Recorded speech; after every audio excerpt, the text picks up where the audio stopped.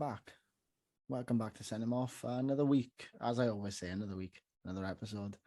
My name is Sam, and joining me, as always, is my ever-present podcasting partner, Alex. How's your week been? We were back in the stadium for the first time. Back in the ground, yeah, it was good. Enjoyed it. But work, ruffling around, knocking things over. Another week. It's always another week, but this week it's another week of news. We're doing Trend Him Off. It is the news. Where do we start? It's been quite a week of news, to be honest with you. It has. And I was going to start with I was going to start with, of course, Watford. That's exactly what I was going to start. Well, there we are. There we are. Well, what can you say? Because there's not really too much to say besides the fact that they think that another manager is going to solve their problem. 15th, isn't it? 15th in 10 years. I think I think they've had more managers in the last 10 years than who was it have had? West Ham have had in like their entire history of existence. Which I think is a bit mad. My favourite stat is Watford had more managers this season than Cardiff have had clean sheets. Yeah, I like that one. Wonderful. I like that one. How many clean sheets have Cardiff had? One, I think. Oh, right, there we are. I thought they didn't have any. They've also had Watford have also had two more managers, and Swansea City have had penalties this season. Yeah, and I think they will continue to have at least two. But anyway, what I was going to say about it was the sad situation is for Watford. Well, I don't want to say for Watford, for the Premier League in general is who have they called in? Do you know? Roy Hodgson. The problem I have with bringing in Roy Hodgson is this how like English football seem to think that'll fix the problem? Having an old man. Well, I don't want to be disrespectful to Roy Hodgson because he's been there and done that. He's an older gentleman, isn't he? He is an older gentleman, and he's a fantastic manager, seasoned professional. Why bring in somebody you know will only get you so far instead of taking a chance? All right, yeah, Watford might go down. There's a good chance they'll go down anyway. There was a good chance before they came up they'd go down. I like you're just using the old Send Him Off mug. For those of you who haven't bought one, please go buy one. But back to what I was saying. Bought one now. Back to what I was saying. Instead of taking a chance on a young manager, an up-and-coming manager, I think, you know what, we'll give him a bit of time in the Premier League. If he takes us down, he takes us down. But I look at managers like ours now, Russell Martin. Not a lot of Premier League clubs would have given him a chance unless they saw how well he was doing with us. Say in the summer now, there's a good chance the likes of, we always say, but Crystal Palace might come knocking, depending on how Vieira goes. Palace won't come knocking. The clubs like that though, like Watford, maybe it depends who stays up. Newcastle, if they stay, I don't know, that kind of thing. Maybe not Newcastle, but why? I don't understand why they always give it to the old. I don't want to say old fogies, but you know what I'm trying to say. The older manager, the one who's been there, done that. Why not take a chance? And okay, before you say anything, Ranieri's not a young man. I get that. He's not. But But he's won a Premier League with Chelsea and more recently with Leicester. He hasn't won a Premier League with Chelsea. Didn't he? No. I could have sworn he won a Premier League with Chelsea back in the day. That's why it was such a big thing. My mistake. But anyway, won the Premier League with Leicester, managed Chelsea at the very least. I don't know. It frustrates me. It just annoys me. What have you got to say about it? Yeah, same thing. I think like when the news came, I was just a bit like, oh, okay. But then at the same time, I knew that would happen when he was appointed. Exactly, yeah. It's like what you said. Is Ranieri, is Roy Hodgson an inspiring appointment? Would Watford, if I was a Watford fan now, oh, look out, here comes Roy. Would I be thinking, oh, Roy Hodgson, he'll keep us up. He might well keep him up, right? But going forward, is he the man? What if he keeps him up this season now? Are they going to stick with him next season? Well, that's the thing. Like, look at the difference between Crystal Palace last season and Crystal Palace this season. There's a stark difference in the way they play. I don't know if they kept a clean sheet this season, Watford. So maybe defensive organisation is what they need. But like, I don't know. There's it's just other managers that can sort out a clean sheet though. And I don't want to keep putting Russell Martin in the window, but we've had plenty of clean sheets this season. Yeah. Managers like that, just a young manager, give him a chance. Like Like, I don't see really the difference between Ranieri and Hodgson in terms of that. I don't think there's a massive. I don't think there's anything for me to suggest that Hodgson is better than Ranieri or that Ranieri is better than Hodgson. They're just. I feel like they've just gone from A to A. Are they just going through a list of old managers? Pardon? Are they just going through like a list of old? Yeah, people? I think they Fergie Alan Pardew's name. Yeah. Do you know what I mean? Yeah. Rafa's name is there. But it's why not? I don't understand it personally. I really don't understand it. I know he's been there and he's done that. I just repeated my points, but it just baffles me why it's always like quick turn to that and just dig us out of this problem quickly. It's never long term. And I know there's so much money in the Premier League, and I know like what the cost is of going down and etc. etc. But I don't know. It frustrates me. It baffles me. It saddens me, to be honest with you, because like it's like sort of win at all costs. If that makes sense. I know they're losing. They might not win every game, but it's stay up at all costs. And I just don't like that mentality. I can't get my head around it. Like if they sacked managers every 3 months and it worked. Yeah, exactly. But then that's another thing. They took on Ranieri and they were in the bottom 3. They sacked Ranieri and they were in the bottom 3. Like, all right, they didn't do much, but they were in exactly the same position as you were before. Like after 3 months, what did they expect Ranieri to do in 3 months? How many managers? With no transfer window, pretty much. In the last, what was it, 2-3 years? How many managers? 2-3. I couldn't tell him it, but last 10 is 15, isn't it? There we are. Last 10 years. Something tells me it's not the manager's fault. If you're having 10 of them in 15 years, is it? Or 15 in 10 years? 15 and 10, yeah.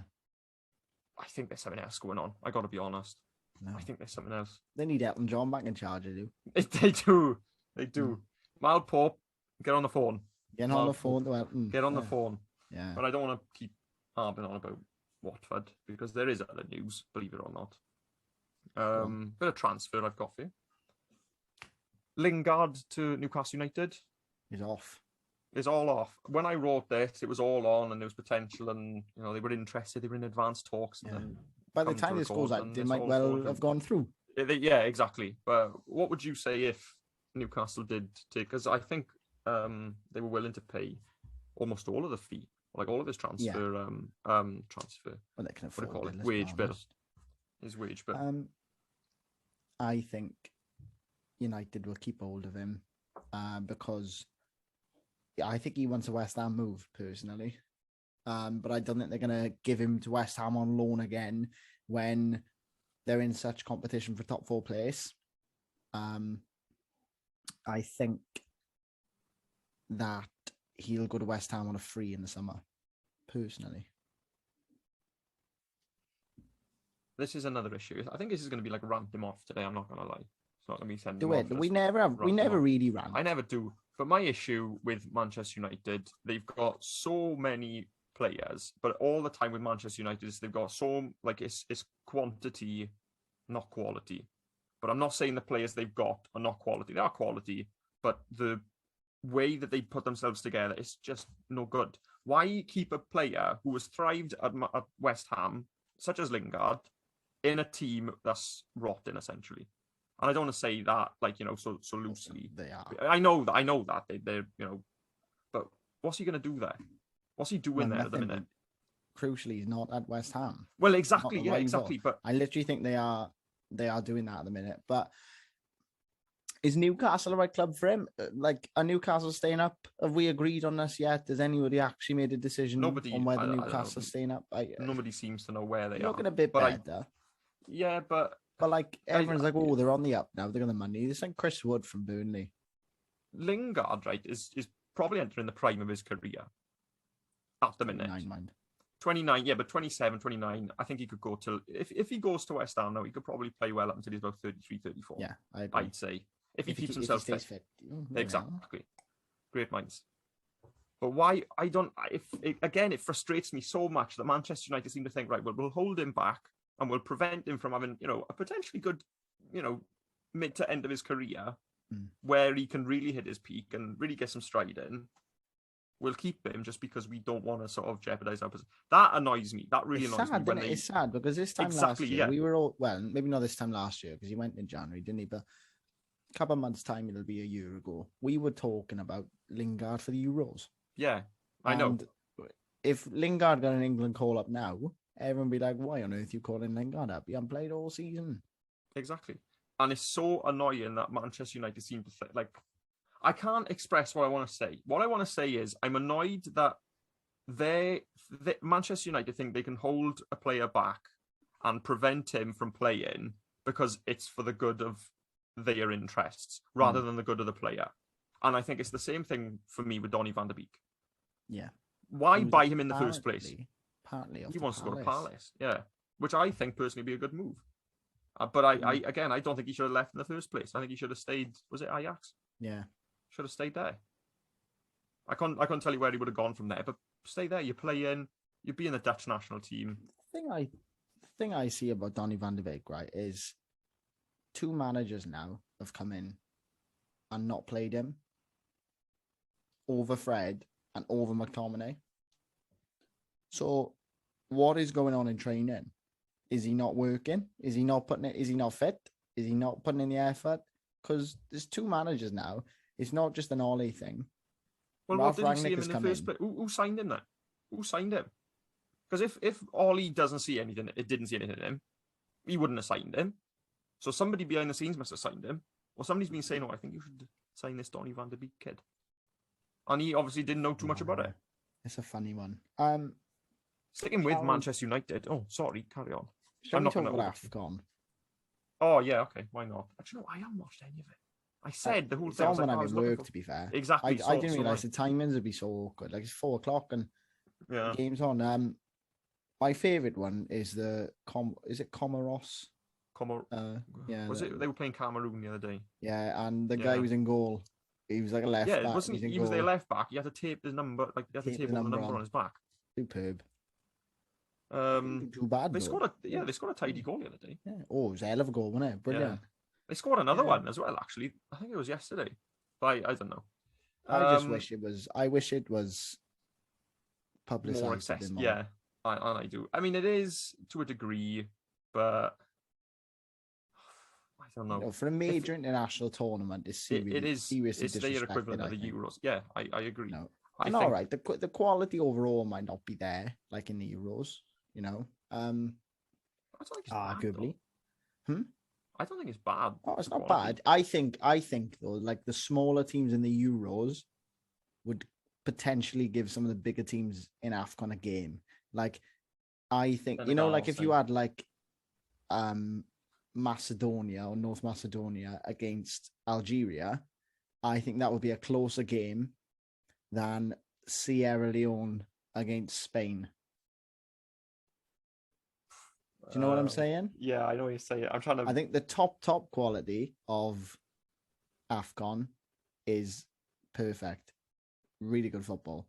But I think the lower down. But it's all to do with it's not publicized well enough. It's not, it's not respected, this tournament. Like, you had Premier League clubs being like, or like reporters asking Premier League players, are you going to go to AFCON over the Premier League? Yeah. Can you imagine somebody asking Gareth Bale if he was going to the Euros? Yeah, exactly. I know. I completely agree with that. Like, it doesn't seem like you said, it's like there's no respect in it, but they don't understand the pride to play for like their country as well. Like, it's all well and good being English and whatever, and having English media, ask you these questions. But if this Senegalese player or if this Gabon, what are they, Gabonese?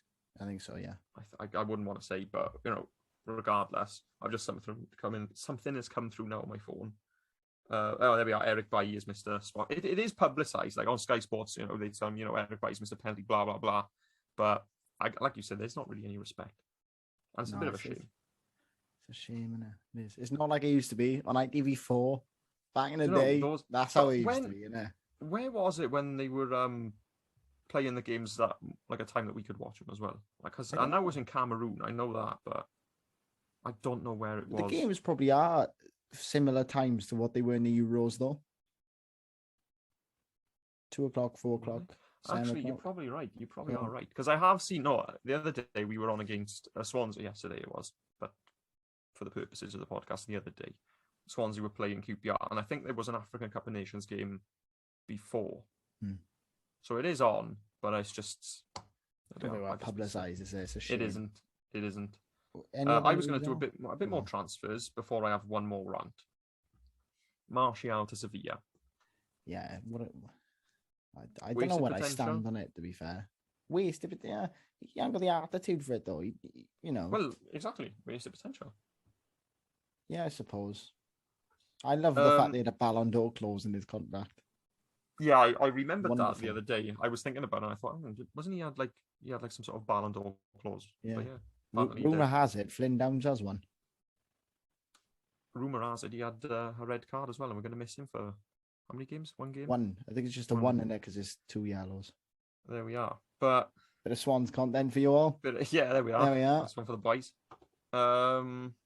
Sevilla, I think it'd be a good signing for Sevilla. Martial, I hope he finds his feet because, again, I think Manchester United, I want to say sinking ship, but they've sunk.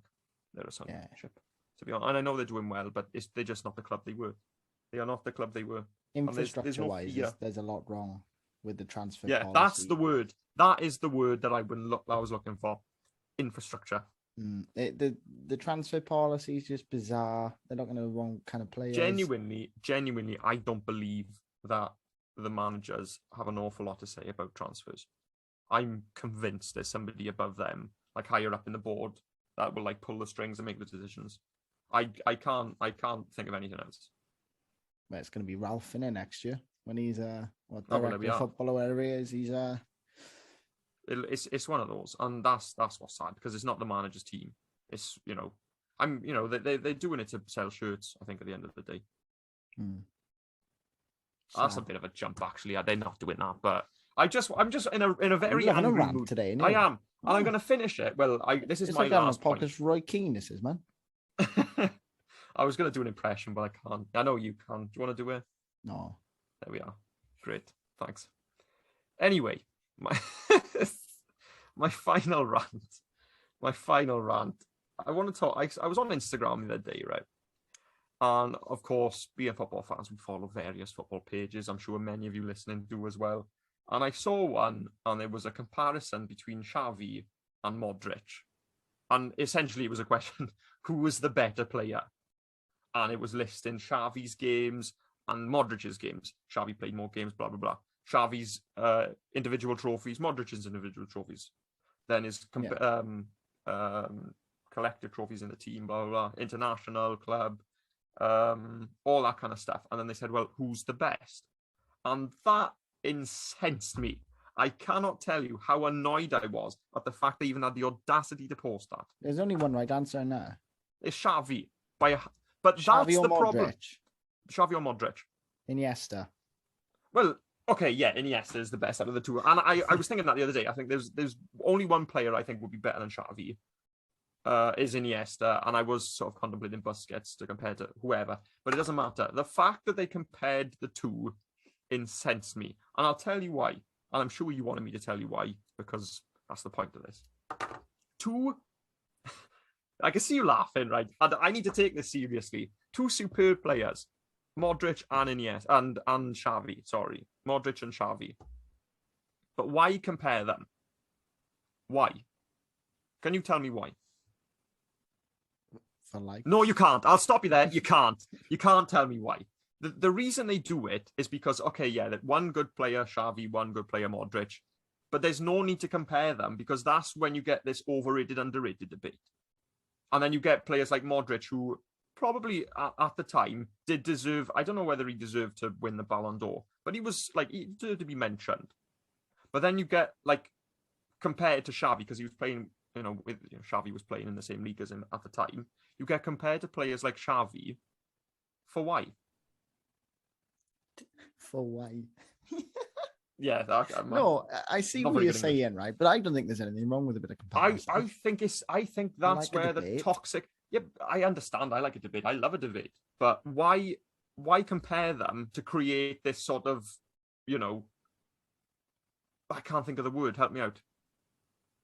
To create this like divide. Yeah, argument, whatever. But it's one thing to compare Messi to Ronaldo, right? But then I know we did it with R9 and Suarez. And Salah and Hazard.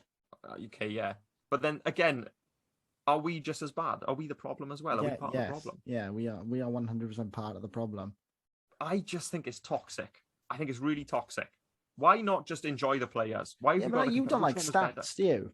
I hate stats. Why? Because stats. I understand why stats are important, and I say I hate them. I don't hate them because they're necessary. But why do we treat stats as if they're nutrition? But they're like, they are very important. Like, okay, people, right. The one player I always think people just throw stats out the door because it suits their agenda is Trent Alexander-Arnold, who genuinely, for me, and I'm gonna say it, is honestly one of the best right backs ever to play the game. Okay, right. He is unbelievable, mate. Unbelievable. Right. His assist stats, his creativity, and his goal contribution stats are just unparalleled. I think he set like 3 seasons in a row or something. He's had like a ridiculous amount of stats, like 4 seasons in a row, whatever it's been. Like, the consistency, it's just unbelievable. The consistency, like Mary how can you? One of her but kids. How can you not? How can you not look at those kind of stats and go, yeah, that's impressive? I applaud Trent Alexander-Arnold and anybody else for having superb stats, and I hope they print the stats off and frame them on the, put them on the mantelpiece and in a nice cabinet, etc., etc. Can you name me a stat, one impressive stat that Ronaldinho came up with? Well, no, because...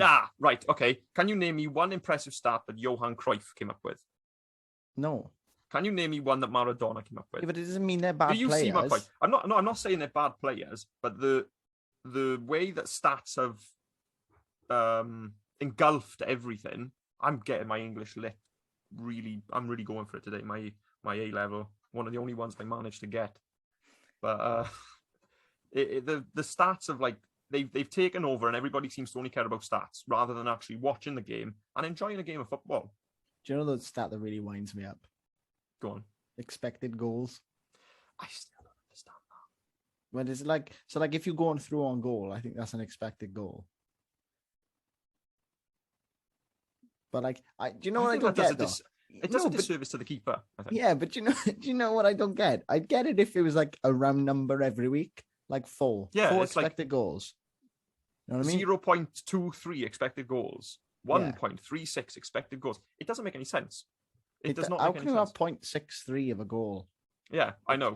I don't understand it. I need to read up on it because like there probably is like an actual explanation. It's just maths, isn't it? It's just maths and science. But like, is that an issue though? A goal's a goal though, isn't it? Maths and science in football. Oh, so don't open that can of worms, but I know. We'll be on VAR Coming back to Modric and Xavi, why do you think Xavi's the better player? This is interesting actually because I believe he played in a better team. Okay. Like we've spoken about that before. Yeah. That doesn't necessarily make him a better player. Okay. Because if you look at that, was Eric Abidal a better left back than, I don't know, name me, Marcelo even? Yeah. Because personally, I think Marcelo was a better left back than Eric Abidal. Okay. But is the team what makes him better? Is the whole Jorginho and the Ballon d'Or argument? Or is it Xavi's trophies? Okay. Because a trophy doesn't make a player. It is correct. It's nice. It's nice. Very nice. I knew that was coming. No, it's nice to have trophies, and it's nice. It's nice to see them on your record when you retire. But it doesn't mean you're the best player in the world just because you've won everything. But you believe that Xavi is better than Modric? Personally, yes. I think fine. He brought more to the game. There we are, and he was better on the ball. You talk about stats. Yeah. You could have one person who like tots up the passes for a game, right? Oh, Modric has made 100 more passes than Xavi. Look how wonderful that is. Real Madrid might have lost 1-0 to Barcelona that game. Yeah. Because that one pass Xavi made put Messi through. I'm hypothetically now didn't happen. I don't know if that happened. Put Messi through one goal. Messi buried it. But Modric passed the ball 100 times. He could have passed it back to the keeper 50 times, and side to side the other 50. Yeah. Stats, people take them so personally, and carry on. Sorry. I think Xavi is the best passer of a ball I've seen in my lifetime. But on the ball.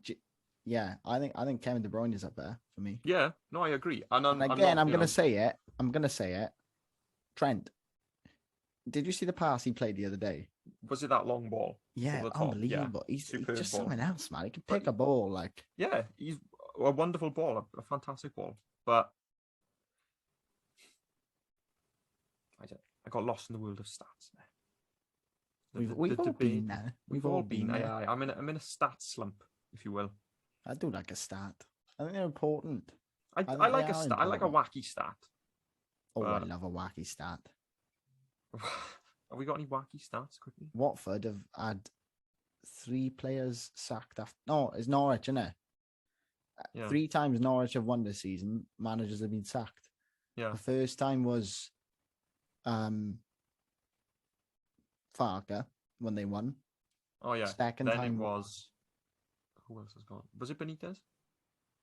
Yeah, and now it's Ranieri.